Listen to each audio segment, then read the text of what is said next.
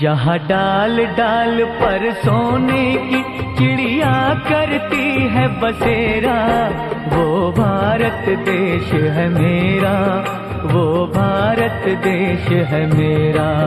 जहाँ डाल डाल पर सोने की चिड़िया करती है बसेरा, वो भारत देश है मेरा, वो भारत देश है मेरा।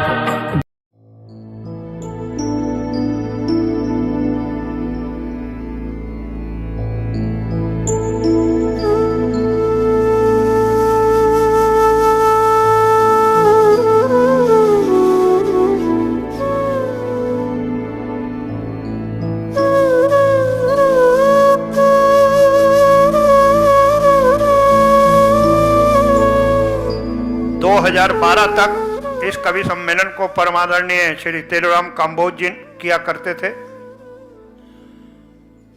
और मेरे पिता आदरणीय कृष्ण मित्र जी ये दोनों करते थे।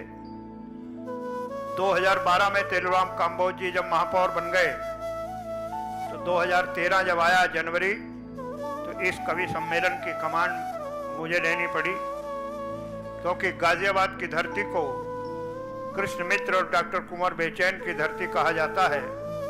2013 में ये स्थिति आ गई थी कि कवि सम्मेलन खत्म हो जाएगा, अब होगा नहीं। जब मैंने ये प्रयास किया कि अगर ये कवि सम्मेलन बंद हो गया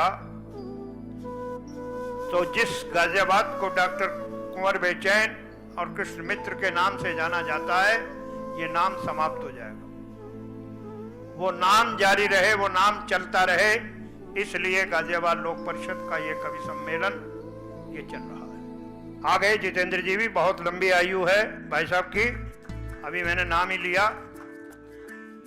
आप अमेरिका से इसी कवि सम्मेलन के लिए अपने पिता के नाम को जिंदा रखने के लिए आप अमेरिका से आज के इस कार्यक्रम के लिए हर साल आते हैं, और इनका हमारा ये वायदा है कि जब तक मैं जीवित हूं मैं इस कार्यक्रम के लिए आता रहूंगा। कवि सम्मेलन की अध्यक्षता परम आदरणीय कृष्ण मित्र जी करेंगे।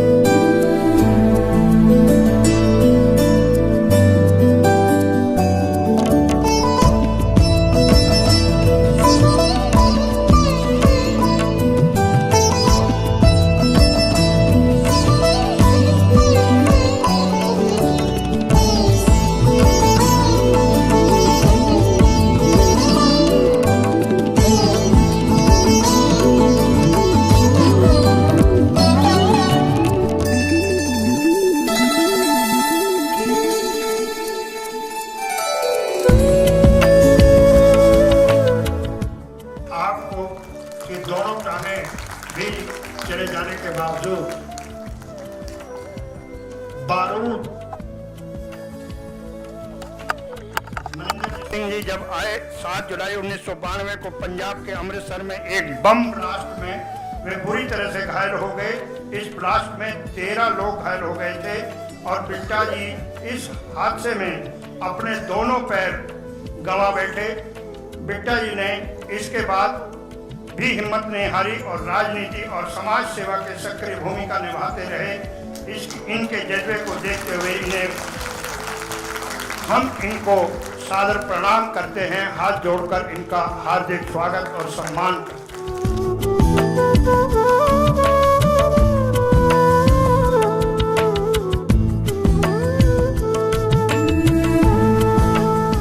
11 सितंबर 1993 को नई दिल्ली के रायसीना रोड पर इनके ऊपर फिर से एक बड़ा जानलेवा हमला हुआ। इस हमले में इनके 9 साथी मारे गए थे, 36 लोग बुरी तरह से घायल हुए थे। हमला इतना ताकतवर था कि 100 यार्ड गार्ड तक इस ब्लास्ट का असर पड़ा, वो भी संसद के बिल्कुल करीब। जिस समय यह हमला हुआ बिट्टा जी कांग्रेस कार्यालय से लौट रहे थे। इस केस में पंजाब के आतंकवादी भुल्लर का नाम सामने आया। कुछ मतभेद के कारण मनिंदर सिंह ने कांग्रेस पार्टी छोड़ दी और कांग्रेस के कई बड़े नेताओं पर इस तरह के आरोप लगाते रहे। हालांकि वह कांग्रेस पार्टी को अब भी अच्छी पार्टी मानते हैं और राजीव गांधी के हत्यारे को सजा दिलाने के लिए प्रयासरत हैं। राजनीति छोड़ने के बाद बिट्टा जी फुल टाइम सोशल वर्कर बन गए और कारगिल युद्ध में मारे गए शहीदों को अधिकार की लड़ाई लड़ने लगे। बिट्टा जी ने कई शहीदी परिवारों के लिए बड़ी लड़ाई लड़ी।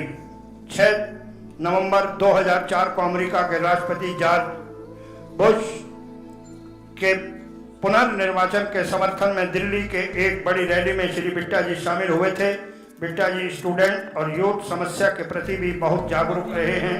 कुछ समय पहले बिट्टा जी अपने एक और बयान की वजह से चर्चा में आए, जिसमें उन्होंने आतंकवाद विरोधी रणनीति तैयार करने के लिए इजराइल को फॉलो करने के लिए कहा था। बिट्टा जी के विषय में हम लोग बहुत थोड़ा जानते हैं। बिट्टा जी अपने आप में एक जो व्यक्ति अपने आप को जिंदा शहीद कहलाता हो, उसकी प्रशंसा में हम लोग क्या कह सकते हैं। हमारे पास इनकी प्रशंसा में कहने के लिए शब्द नहीं। जो इनकी जिंदा दिली है, जिस प्रकार के झटके इन्होंने झेले हैं, और कोई व्यक्ति होता तो वो शायद अपने घर में बैठ गया। ये जिस दिन मैं और लाला वेद प्रकाश जी इनसे स्वीकृति लेने के लिए गए तो इन्होंने कहा भाई ये प्रोग्राम कवियों का कार्यक्रम है, शहीदों का कार्यक्रम है। जो आप इस बैकड्रॉप पर ये लाइनें देख रहे हैं, उस मुल्क की सरहद को कोई छू नहीं सकता। जिस मुल्क की सरहद की निगहबान हैं आंखें, ये आंखें सरदार भगत सिंह जी की हैं।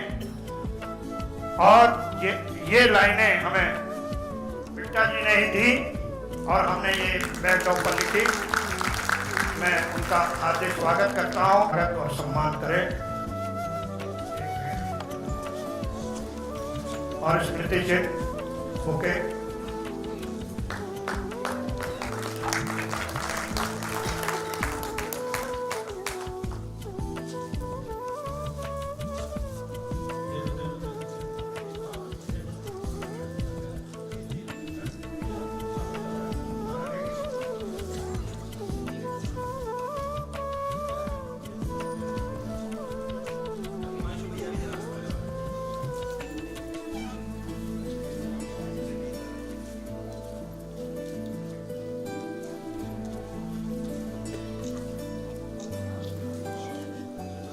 श्री वी के अग्निहोत्री जी, श्री सतनाम सिंह जी, सरदार हरप्रीत सिंह जी और भाई इंद्रजीत सिंह टीटू जी, श्री सुरेंद्र गोयल जी, उनसे निवेदन है कृपया वो लोग इनके पुराने साथियों में से हैं।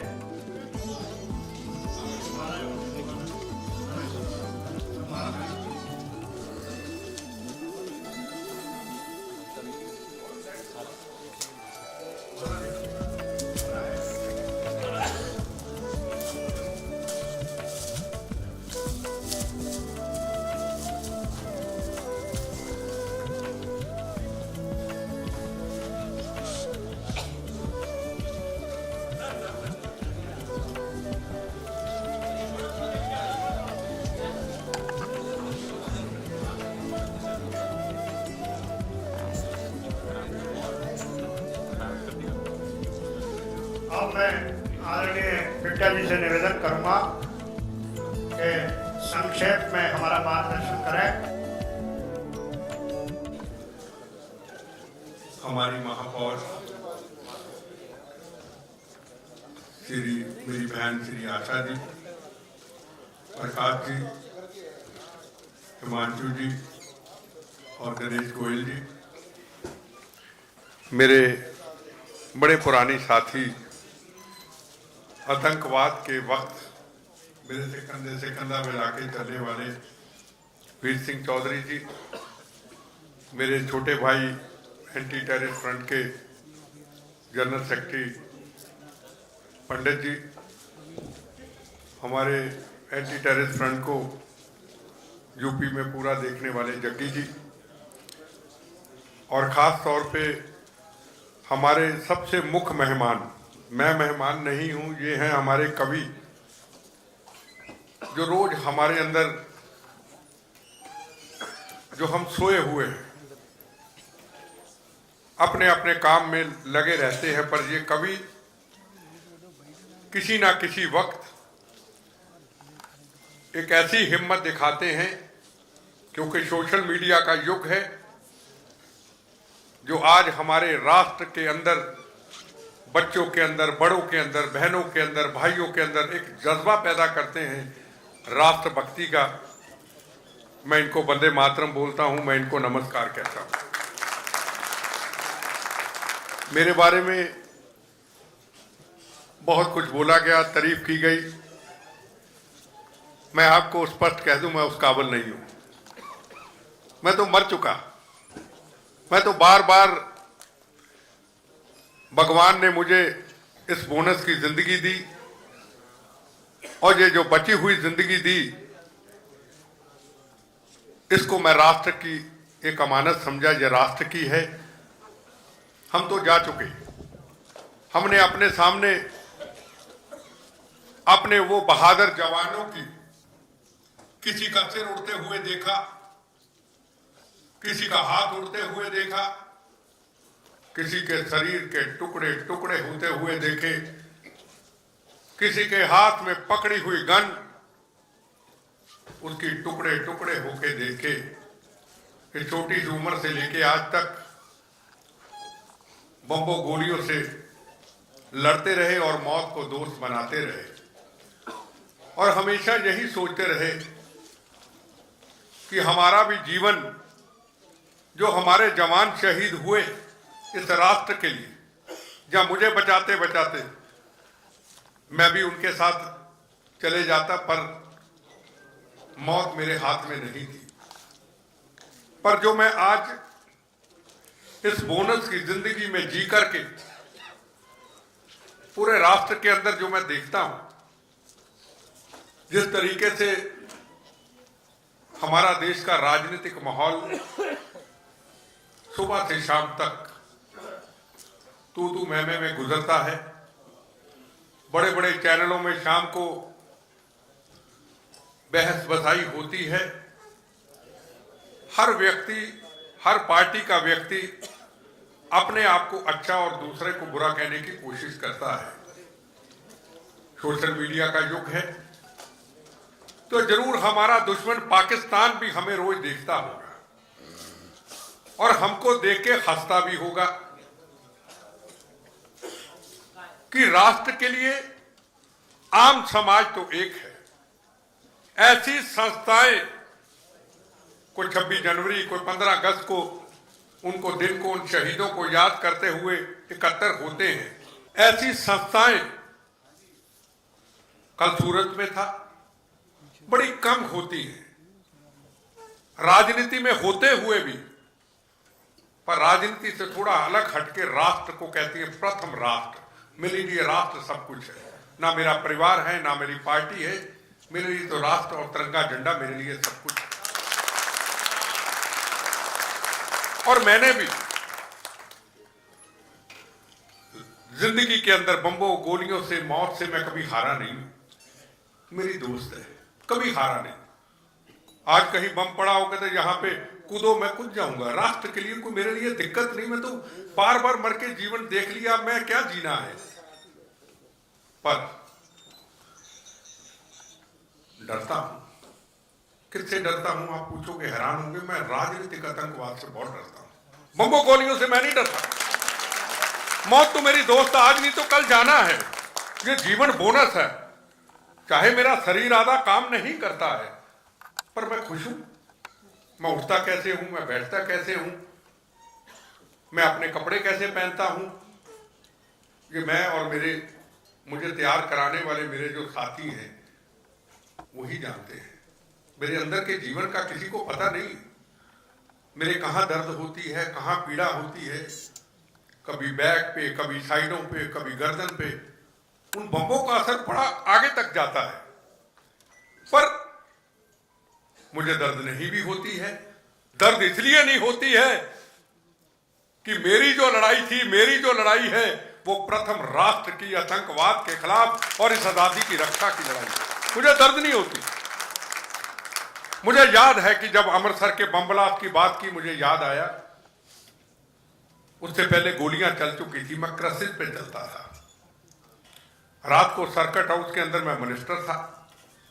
मैंने रात को क्रसिस को हटाया। मैं अपने दोस्त के साथ, सर्किट हाउस का कमरा लंबा था, मैं क्या चल के देखता हूं, हो सका मैं चल सकूं। मैं देखा, मैं चल पड़ा।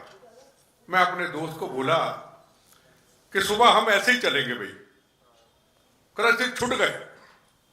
मुझे क्या पता था कि सुबह मेरी टांगे भी उतर जाएंगी, मुझे नहीं मालूम था।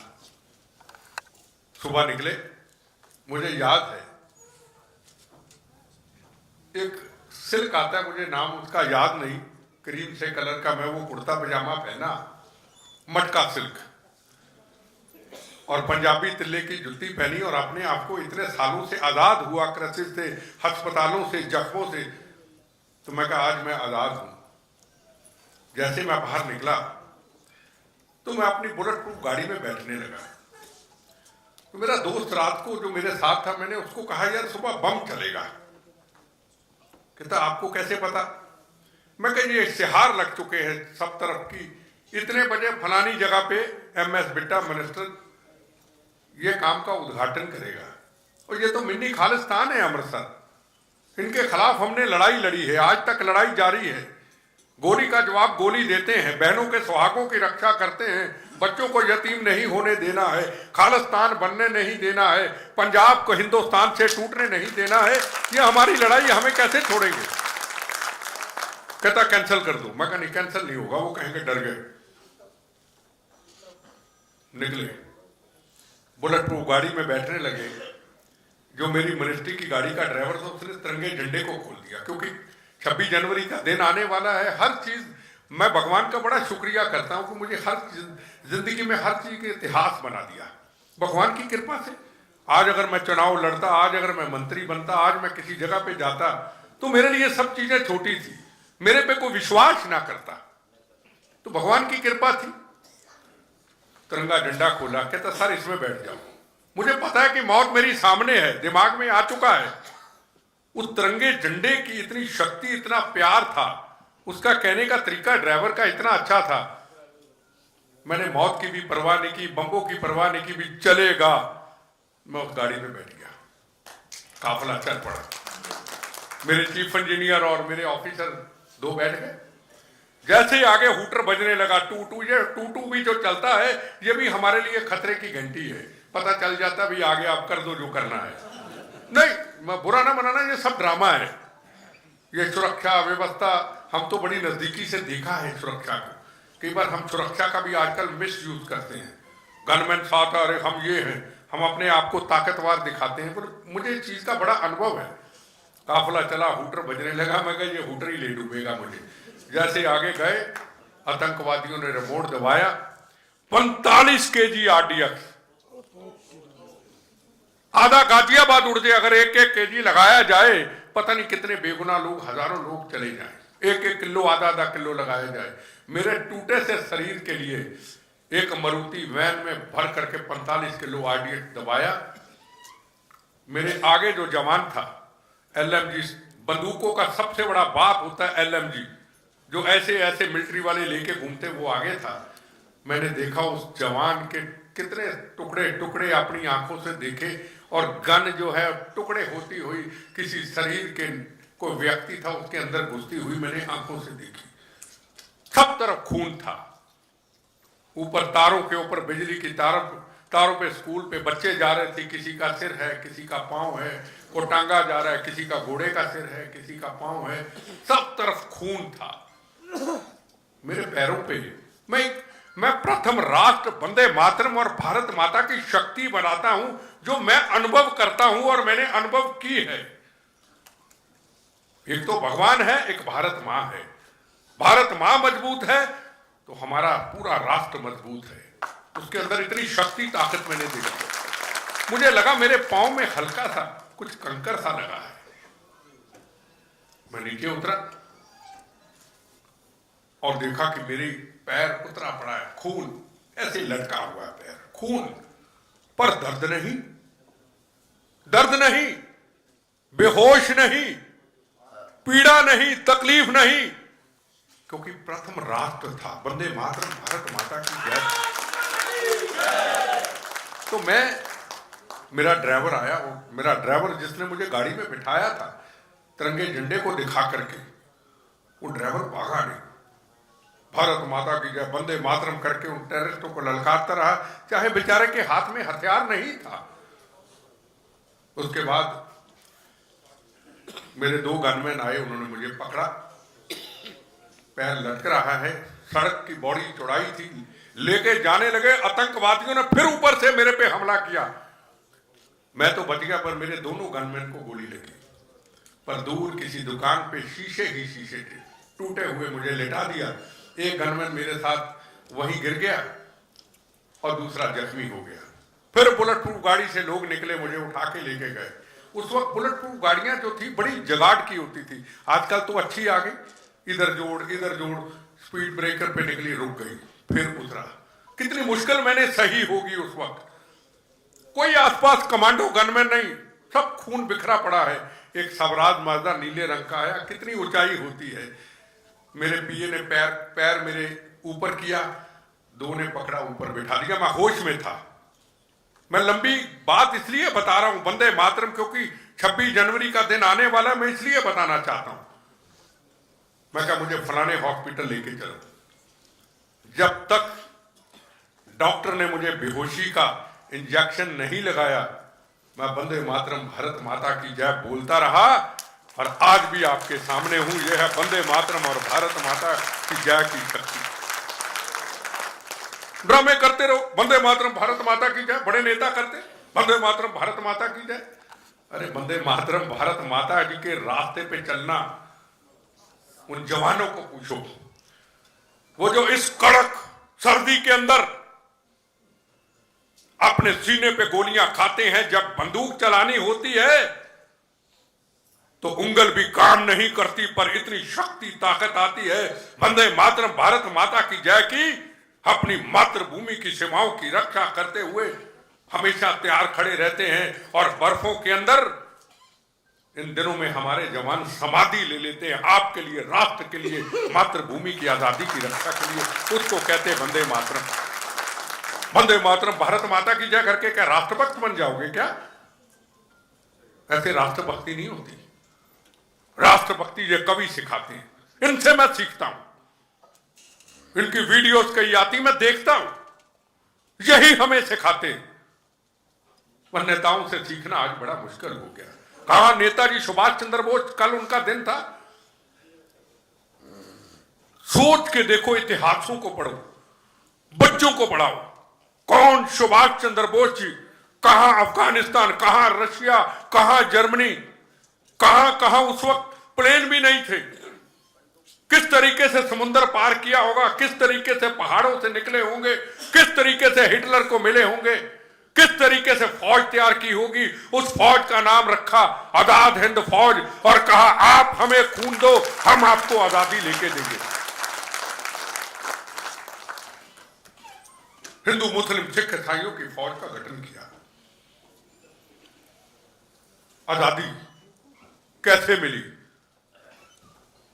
आज वो भी पॉलिटिशियन थे। सुभाष चंद्र बोस कांग्रेस पार्टी के प्रेसिडेंट थे, भगत सिंह जी पॉलिटिशियन थे, चंद्रशेखर आजाद जी पॉलिटिशियन थे, राजगुरु सुखदेव पॉलिटिशियन थे।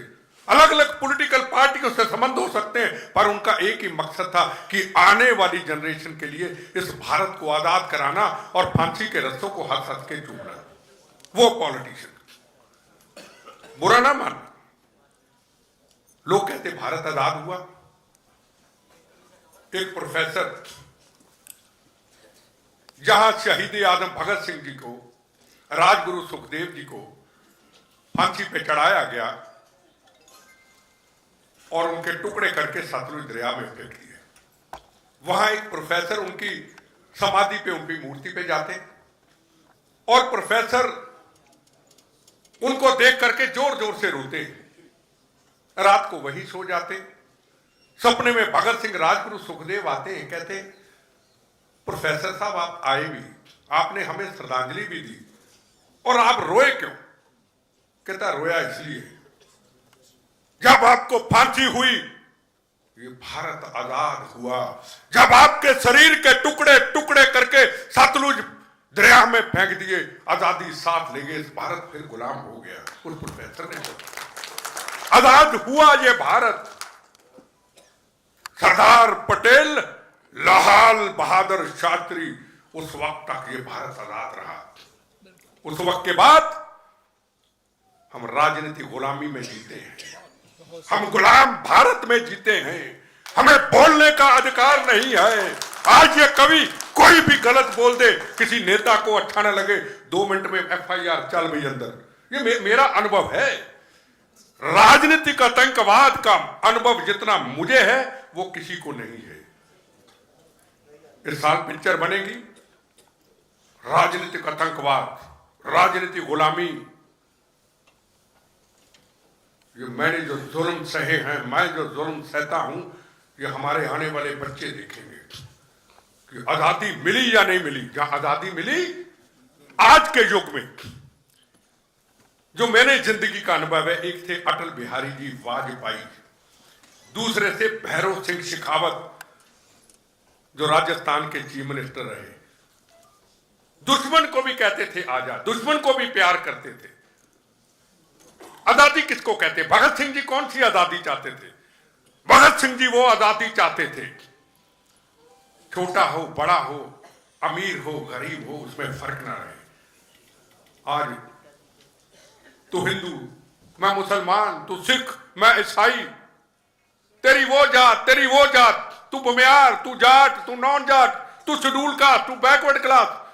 हिंदुस्तान, हिंदू मुस्लिम सिख ईसाइयों ने जलियांवाला बाग के अंदर अंग्रेजों की गोलियों को, जनरल डायर की गोलियों को सीने पे खा करके इस मातृभूमि को आजादी दे के दी। कौन हिंदू था, कौन मुसलमान था, कौन ईसाई था, खून सबका गिरा। आज हमारे जवान सीमाओं पे आपके लिए, मातृभूमि की सीमाओं के लिए रक्षा करते हैं। कोई हिंदू है, कोई मुसलमान है, कोई सिख है, कोई ईसाई है, कोई शेड्यूल कास्ट, को बैकवर्ड क्लास, को बड़ा को छोटा। वो कहता मैं भारतीय हूं, मेरा धर्म भारत मां, मेरी जात वंदे मातरम। यही जीवन शुरू हुआ और वंदे मातरम पे खत्म हुआ। शहीद आजम भगत सिंह जी जब फांसी के फंदे को चूमना था, तो उनकी बैरक के अंदर, हवालात के अंदर एक सफाई करने वाले बैरक के, उनका नाम था बोजा सिंह। उनको कहते थे तू मेरी बेबे मां है। मैं ये कहना चाहता हूं, आजादी के बाद भी हम कास्ट और धर्म और मजहब में क्यों बटे हुए हैं। बोजा सिंह उनका नाम था, उनकी सेवा करते थे, उनको कहते थे बेबे मां। वो कहते, उसके दोस्त कहते तू इसके बेबे मां कह के क्यों बुलाते हो? कहता एक वो मां जिसने मुझे जन्म दिया, जो मेरी सफाई करती थी, मुझे खाना खिलाती थी, मुझे देखती थी, मुझे पालन पोषण करती थी। एक ये मेरी मां जो जेल के अंदर मुझे सेवा करती है, मेरी बैरक को साफ करती है, मुझे साफ सुथरा रखती है। बोजा सिंह जी को कहने लगे, भगत सिंह रोज कहते थे मैं तेरे हाथ का खाना खाना चाहता हूं। बोजा सिंह कहता भगत सिंह तू बहुत बड़ी जात का है, मैं बहुत छोटी जात का हूं। भगत सिंह फिर कहता नहीं, मैं तुम्हारे हाथ का खाना खाना चाहता हूं। आखिरले समय पे जब 3 दिन फांसी को रहते हैं तो भगत सिंह जी कहते मेरी आखिरी इच्छा पूरी कर दे। कहता कौन सी? कहता बस मुझे अपने हाथों से खाना खिला दे। कहता मैं नहीं खिला सकता। कहता मेरी आखिरी इच्छा पूरी कर दे। बोजा सिंह खाना बनाता है, रोता है और भगत सिंह जी को कहता है कैसी मां, बहादुर मां होगी जिसने इतने बड़े योद्धे को जन्म दिया, अपने हाथों से खाना खिलाता है। और 60-70 साल के बाद उन राजनीतिक लोगों ने हमें ऊंच नीच सब समाप्त की और हम लोगों ने आपस में बंटवारे कर लिए। मुझे बताइए, आप इतने लोग बैठे हैं, लाख लाख कास्ट धर्म मजहब के होंगे, मैं एक सवाल पूछता हूं, मुझे आप क्या समझते हैं? मैं बिट्टा हूं, मैं सरदार हूं, पर मैं फख्र से कहता हूं आप मुझे सबसे पहले धर्म से ऊपर रख करके एक भारतीय समझते होंगे। ये मैं फख्र से कहता हूं हर बैठा हुआ व्यक्ति। तो ये लोग अपनी पहचान क्यों नहीं बना सकते? मुझे भगवान ने बहुत अच्छी चीज दी है, आपके पास कम लोगों के पास होगी। मैं भगवान का बड़ा शुक्रिया करता हूं जिसका नाम है मौत, हमेशा याद रहती। आज नहीं तो कल जाना है। कब जाना है? आज सांस है, कल नहीं आएगा।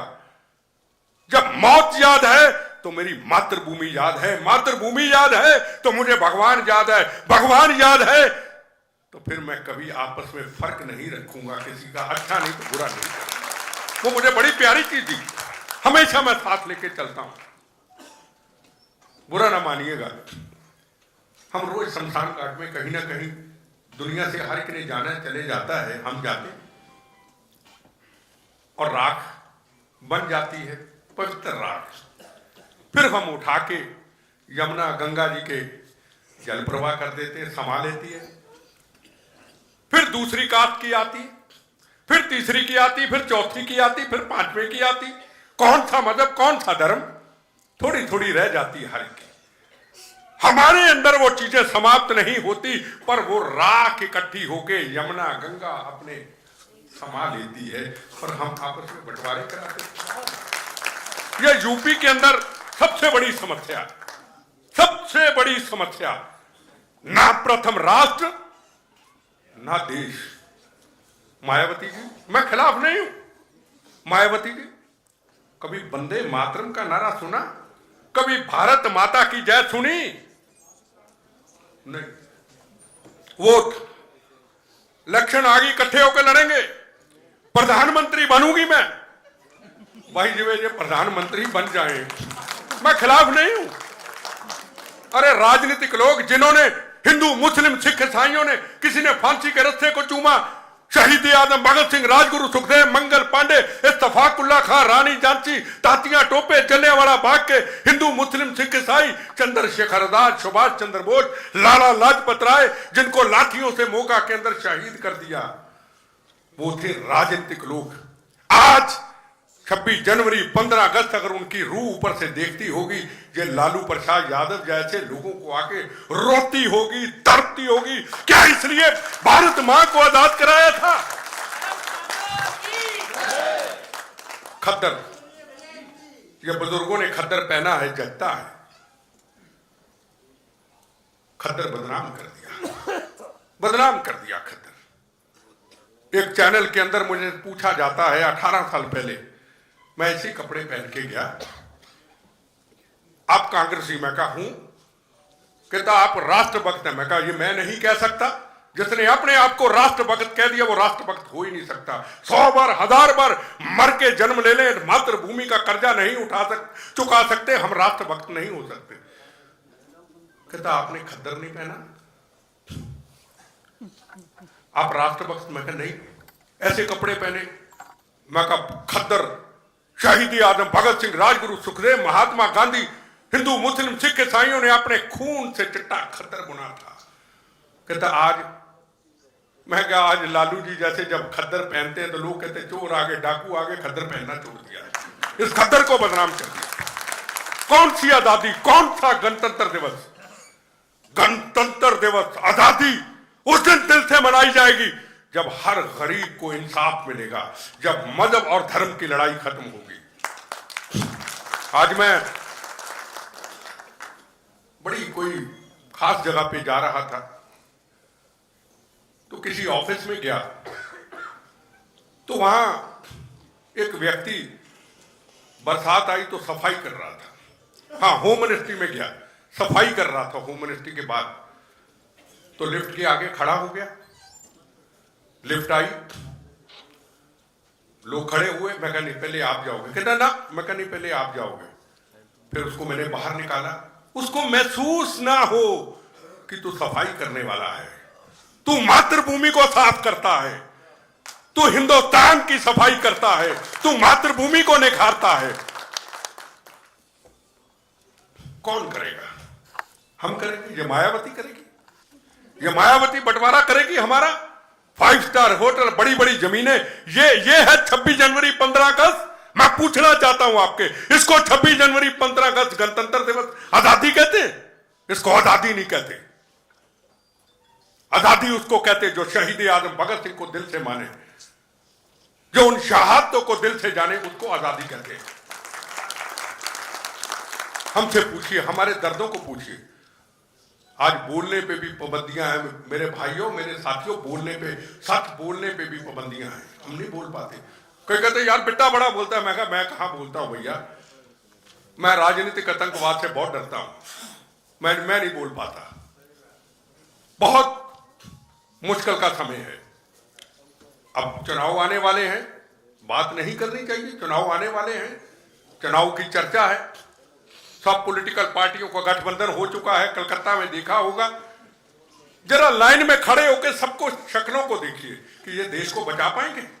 एक एक चेहरे को देखिए, अपने सामने लाइए, क्या बचा पाएंगे इस राष्ट्र को?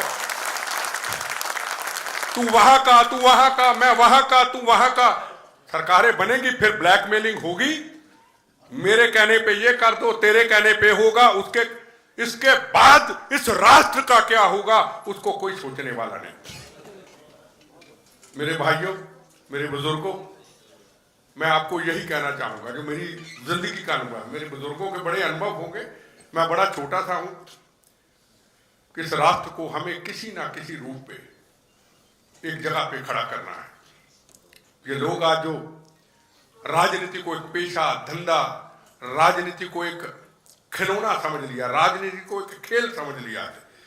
ये लालू जी का बेटा, 2 बेटे, एक बेटा एजुकेशन मिनिस्टर 8वीं पास, एक 10वीं पास, health minister, deputy chief minister, अब चीफ मिनिस्टर की तैयारी है।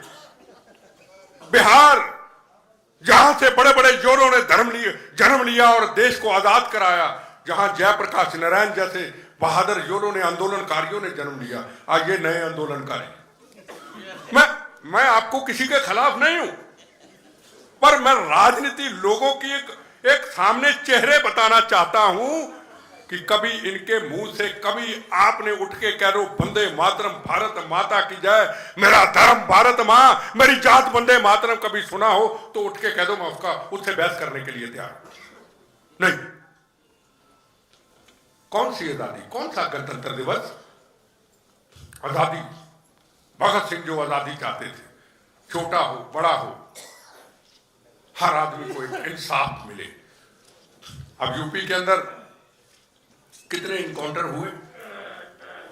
अगर इनकाउंटर ना होते, अलग अलग विचार सबके हो सकते, इनकाउंटर ना होते तो फिर यूपी का क्या होता? यही तरीका था यूपी को बचाने का, और आगे भी यही तरीका होगा। अगर गोली का जवाब गोली पंजाब में दिया तो यहां गोली का जवाब गोली क्यों नहीं? ये आतंकवाद से ज्यादा खतरनाक है। कोई बहन जा रही है, कोई भाई जा रहा है, कोई दुकान बंद कर रहा है, कोई दुकान खोला, था तेरी ऐसी की तैसी, तू कैसे किसी के बच्चों को यतीम कर देगा? मुझे पता नहीं, सारे को मैं गोली मारूं वहां पे, तू कैसे किसी को मारा? किसी के बच्चे घर में, किसी के पत्नी वेट करती है, किसी के बच्चे इंतजार करते हैं, और वो लोग बड़ी बड़ी गाड़ियों पे झंडे लगा के राजनीतिक लोगों के कंधे बन जाते हैं और गुंडागर्दी करते हैं। अंसारी पता नहीं क्या क्या, या वहां के लोग, जहां कभी लाल बहादुर शास्त्री, राजेंद्र प्रसाद जी ने चुनाव लड़ा, वो वहां से चुनाव लड़ते। ये भारत है, ये आज का भारत है। उनकी रूह रोती होगी, देखती होगी, तड़पती होगी।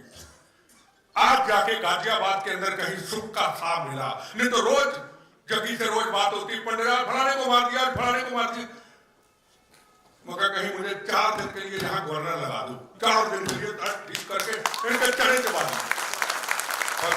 चलो योगी जी आए, अब किसी को उनका अच्छा लगे ना तो मैं मिला ना मेरी कौन से पहचान, पर काम असूल यही है। जो किसी बहन का सुहाग उजाड़े, जो किसी बच्चों को यतीम करे, घर में बैठे हुए बच्चे इंतजार करे, बहन उसकी इंतजार करे, पत्नी इंतजार करे और वो उसको मार दे, उसकी बॉडी खून से लथपथ आए, ऐसे लोगों का जवाब गोली का गोली ही होना चाहिए, तभी सुधरेगा। अब देखो पंजाब के अंदर 36,000 बेगुनाहों का खून हुआ। मां कहती थी आज मेरा पति, मेरा बेटा, मेरी बेटी घर से निकली वापस आएगी या नहीं आएगी, आतंकवादियों की गोलियों और बमों का शिकार हो जाएगी। 5 बजे के बाद को घर से निकलता नहीं था, जैसे गाजियाबाद में नहीं निकलते थे। आज गोली का जवाब गोली दिया, गोली का जवाब गोली दिया। आज अमन शांति पंजाब में दिया, पर 36,000 बेगुनाहों का खून क्यों हुआ? कभी हमने सोचा? उसके हम राजनीतिक लोग जिम्मेदार थे। वोट और सत्ता की राजनीति ने पंजाब को तबाह करके रख दिया, भंडरावाला तैयार कर दिया, खालिस्तान बनाएंगे। कौन सा खालिस्तान बनाएंगे भाई? हिंदुस्तान एक है, हिंदुस्तान हम सबका है। गुरु तेग बहादुर महाराज हिंद की चादर कश्मीरी पंडितों को बचाते हुए अपने जीवन को मातृभूमि के लिए निशावर कर दिया। गुरु गोविंद सिंह जी महाराज अपने 4 साहबजादों को 2 नीयों में चलवा दिए गए, 2 जंग में शहीद करवा दिए गए। हिंद की चादर खालिस्तान बनाएंगे। ये देखो सरदार साहब, ये जग्गी जी बैठे, कितना मान सत्कार। अगर खालिस्तान बनेगा तो इनको छोड़ के पंजाब जाना होगा। अरे पंजाब में आपके पास जगह है, हमारी गाड़ियां खड़ी करने के लिए, व्यापार करने के लिए। हिंदुस्तान में सरदारों को मान सम्मान मिलता है। ये मुट्ठी भर लोग पाकिस्तान के इशारों पे खालिस्तान बनाएंगे। खालिस्तान ना बनने दिया, ना बना है, ना बनने देंगे। जब भी बनेगा गंदी हनेरी की तरह, पहले की तरह हमारी लाशों से ऊपर से गुजर जाएगा।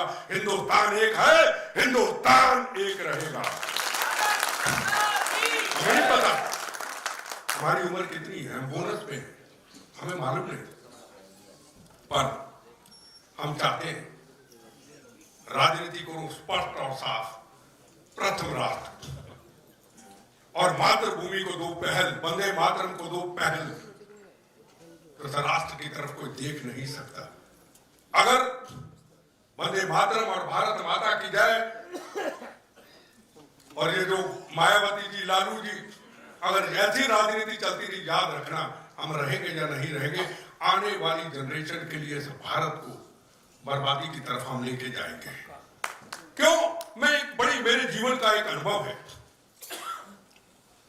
हम बड़े बड़े एडवोकेट देखते हैं, बड़े बड़े इतिहासकार देखते हैं, हम किताबें भी पढ़ते हैं, हम शिक्षा भी अच्छी लेते हैं, हम फॉरेन से भी पढ़ के आते हैं, हम बड़े विद्वान बन जाते हैं। जो मेरा जीवन का अनुभव है, हम एक चीज भूल जाते, हम ताकतवर भी राजनीति के अंदर बन जाते हैं। हम किसी का बुरा करना हो, फटाफट कर, इसको उठा दो, उठ गया, इसको ऐसे कर दो, हो गया, इसका बुरा कर दो, हो गया, इतने ताकतवर बन जाते हैं। पर हमें एक चीज याद नहीं रहती, जिसका नाम है मौत। पता नहीं कब आनी, क्यों किसी का बुरा करते, कि सोच तो लो या दुनिया की समस्या ही सब खत्म हो जाए, जिस दिन हर व्यक्ति को मौत याद आ जाए। याद ही नहीं किसी का। मेरा अनुभव है, मुझे याद है, मेरे सामने चीफ मिनिस्टर की कुर्सी कई बार आई, मैं कहा ले जाओ, मेरा काम नहीं है। मेरे सामने सेंटर की मिनिस्ट्री आई, मैं कहा ले जाओ, मेरा काम नहीं, मेरी जिंदगी तो बोनस है, आज नहीं तो कल जाना, मैं क्यों लड़ूं? अगर मेरी बात ऐसे लोग सुनते, मैं ऐसे सुनाता हूं, क्या मंत्री बन के ज्यादा सुना दूंगा? मैं ये नहीं कहता कि मंत्री नहीं बनना, अच्छे लोग हैं। आप नितिन गडकरी देखो, होंगे बीजेपी के, मैंने क्या लेना। आज गंगा जी देख लो, सफाई। वाराणसी पहले देखा था, आज देखिए, मन दौड़ता है, पैदल दौड़ के उनका स्नान करने के लिए जाएं। आज हिंदुस्तान की सड़कें देखो। कांग्रेस बीजेपी की तरफ मत जाओ, जो अच्छा है मैं अच्छी बात करूंगा, आज चले जाओ सड़कें हिंदुस्तान की। आज का शेरशाह सूरी सड़कों को जोड़ दिया। ऐसे व्यक्तियों की राजनीति में जरूरत है, जो वादों विवादों से हट करके विकास, तरक्की, राष्ट्र, कश्मीर, आजादी की रक्षा वो करे। आज कश्मीर के अंदर मानता हूं कि अभी भी गोलियां चलती हैं, पत्थर फेंके जाते, मानता हूं, पर मुझे एक चीज बताइए, मैं किसी का नाम नहीं लूंगा, क्या कंप्रोमाइज किसी ने किया पाकिस्तान से? ये नवजोत सिंह सिद्धू साहब, मैं बड़ी इज्जत करता था, बड़ा मान सत्कार करता था मेरी अमृतसर से। कोई हमने, मैं कहता हूं धर्म भी बड़ा है, देश भी बड़ा है, पर हमारे जवानों के कातिल, वो आईएसआई के लोग, वो आईएसआई का चीफ जब हमारे कैंपों पे हमला करके हमारे जवानों को शहीद कर देते हैं, हम उनसे जंगियां डालेंगे? हम उनसे दोस्ती करेंगे? करतारपुर साहब खुलना चाहिए, इसमें कोई शक नहीं, पर दुश्मनों से हाथ किसी सूरत में नहीं मिलाया जा सकता। क्या कर दिया सिद्धू साहब? अरे ये भी नहीं सोचा, हमारे जवानों को रोज शहीद करते हैं भाई, हमारे बहनों के सुहागों को जाते हैं, हमारे बच्चों को यतीम करते हैं, छाती चौड़ी करके जाते हैं। अरे छाती चौड़ी करनी है तो ललकारो इन आतंकवादियों को, तो मानवीय छाती चौड़ी को मजा आता है। ये कौन सी की वहां उनके साथ हम जप्पी डाले और हम कहे ये तो मेरे दोस्त है? कौन सी दोस्ती? कोई किसी का दोस्त नहीं। सबसे पहले प्रथम राष्ट्र वंदे मातरम, भारत माता की जय, उसके बाद माँ बाप बच्चे फिर आते मेरे राष्ट्र। मेरे से पूछे, मेरे ना बच्चे ना परिवार ना मेरी पत्नी, सब कुछ बाद में, पहले प्रथम राष्ट्र, प्रथम राष्ट्र। अब उसमें हम दोस्तियां गिनती रहे। आज कश्मीर के अंदर गोली का जवाब गोली दिया जा रहा है, ठोक के दिया जा रहा है। इनके चरित्रवादी वहां पे आतंकवादियों के नेताओं के कभी आवाज सुनी? कभी किसी की आवाज सुनी आपने? घरों में बैठे हुए, इनका यही इलाज है।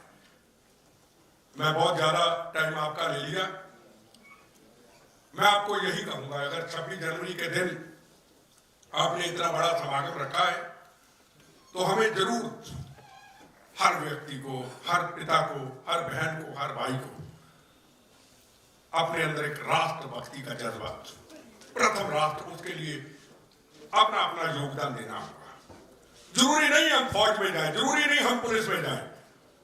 मैं भी आपके सामने हूं, मैं पुलिस फौज में तो नहीं हूं, पर मैंने अपने कर्तव्य को पूरा किया है और कर्तव्य को पूरा करूंगा। ना मैंने मातृभूमि पे एहसान किया है, और जिस दिन कहूंगा मैंने एहसान किया, आपने मुझे क्या दिया, उस दिन सारा समाप्त हो जाएगा। ये तो हमारा कर्तव्य है, हमें उसने सेवा दी है, उस सेवा को करना है।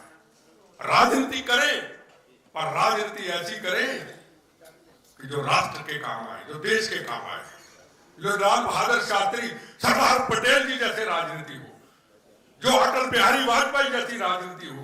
किसी से दुश्मनी नहीं, हर से प्यार। इन्हीं शब्दों के साथ आपका मैं शुक्रिया अदा करता हूं और आपसे वादा करके जाता हूं, जितना भी जीवन है ये हमेशा राष्ट्र के लिए रहेगा। जितना भी जीवन है राष्ट्र के लिए रहेगा। कभी आपको मेरी बातों से या मेरे काम से ये नहीं लगेगा कि मैंने आपके साथ धोखा किया है। हम केजरीवाल नहीं बनना चाहते, हम भीड़ नहीं इकट्ठी करना चाहते, हम अन्ना हजारे नहीं बनना चाहते, हम आपको गुमराह नहीं करना चाहते। हम आपसे वंदे मातरम, भारत माता की जय करके रामलीला ग्राउंड के अंदर हिंदू मुस्लिम सिख ईसाइयों का तिरंगा झंडा लहरा करके हम आपके जज्बातों में ला करके जब मौत से हम भाग जाते हैं, जब जूस पी के हम मरण वर्त छोड़ देते हैं, फिर कुर्सी सदा संभाल लेते, हम वो नहीं करना चाहते। आपका दिल टूट चुका है ये वंदे मातरम, भारत माता की जय, ये तिरंगे झंडे के अपमान से। हम जो कहा है, खड़े थे, खड़े हैं, खड़े रहेंगे। हमारे काफिले में मत चलिए, मातृभूमि का काफिला, मातृभूमि सबसे बड़ी। ना हमारे पास वक्त, ना हमारे पास भीड़, बस मातृभूमि पहले, प्रथम राष्ट्र, उसके लिए कुछ कर सकते हैं कर दे। यही 26 जनवरी और 15 अगस्त को बाबा साहब अम्बेडकर और भगत सिंह, राजगुरु सुखदेव, सबको श्रद्धांजलि होगी। वंदे मातरम, जय हिंद।